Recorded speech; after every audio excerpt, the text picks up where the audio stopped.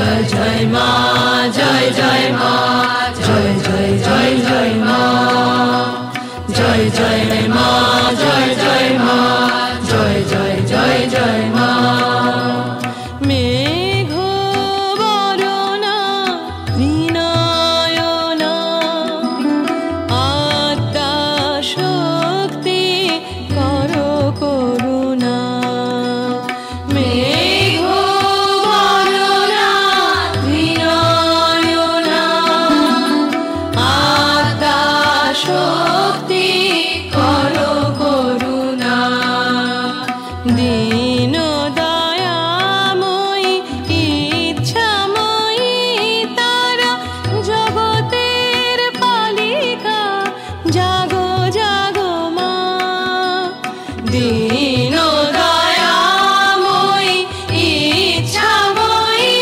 তারা জগতের পালিকা জাগো জাগো মা জয় জয় মা জয় জয় মা জয় জয় জয় জয় মা জয় জয় মা জয় জয় মা জয় জয় জয় জয় মা জগজননী জগজানি মহিষাসুরমর্দিনী জগজননী জগজানি মহিষাসুর।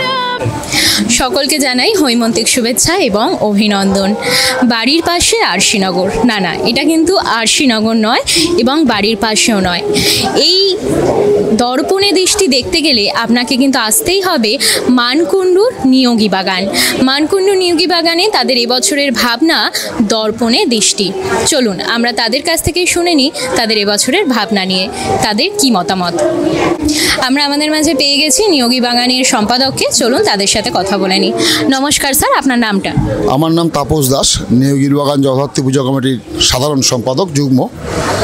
আমরা নিয়োগীর বাগান এবছরে 37 বছরে আমরা পদার্পণ করলাম। 37 বছরের মানুষকে আমরা বোঝাতে পারছি দর্পণ দৃষ্টি আমাদের এবছরের পুজোর থিম।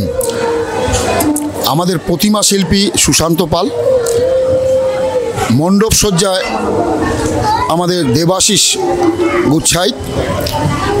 আমাদের এবছরের মণ্ডপের ভাবনা সমাজকে বার্তা দেওয়া। আমরা দেখবেন বিভিন্ন মিরর আছে, দর্পণ রেখেছি মানে মিররে আমরা যখন নিজেদের দেখি, নিজেরা যখন মেডিটেশন করি, তখন আমাদের স্বচ্ছতাটা আমরা পরিষ্কার বুঝতে পারি। মিররের সামনে দাঁড়ালে নিজের পরিচয় আমরা বুঝতে পারি। মিরর থেকে দূরে সরে গিয়ে আজকের সমাজে যে জিনিসগুলো ঘটছে, সেই মানুষটা স্বচ্ছ কতটা সে নিজেই বিচার করে এবং বিচার করতে পারে। মিররের সামনে যেরকম স্বচ্ছতা থাকা উচিত, স্বচ্ছতা থাকে সমাজে এবং দেশে, রাজ্যে, এইভাবে যেন স্বচ্ছ মানুষ তৈরি হয়। আমরা সেই বার্তাটা দেওয়ার জন্য নিয়োগীর বাগানে বছরের থিম দর্পণ দৃষ্টি। আপনাদের যে মায়ের সজ্জা, মা তো বরাবরই তার ঐতিহ্য নিয়েই সেজে ওঠে, তো আপনাদের এই পুরো যে কাঠামো, এই পুরো যে ভাবনা চিন্তা, এটাকে আপনারা রূপ দিতে কতদিন সময় লেগেছে? আমাদের এটা মনে করুন প্রতি বছর, এবছর যেই পুজো কমপ্লিট হবে তার পরের মাস থেকে আমাদের ডিসেম্বর থেকে গেট টুগেদার হবে, সবাইকে নিয়ে একটা আলোচনা, খাওয়া দাওয়া হবে, মিটিং হবে, পুজোর আবার প্রোগ্রাম শুরু হয়ে যাবে। 2027-এর পরিকল্পনা আমরা ডিসেম্বর থেকে তৈরি করে ফেলবো। আর আপনাদের এই যে দর্পণে দৃষ্টির যে মানে থিমটি তৈরি করেছেন, এতে কি কি আপনারা ব্যবহার করেছেন?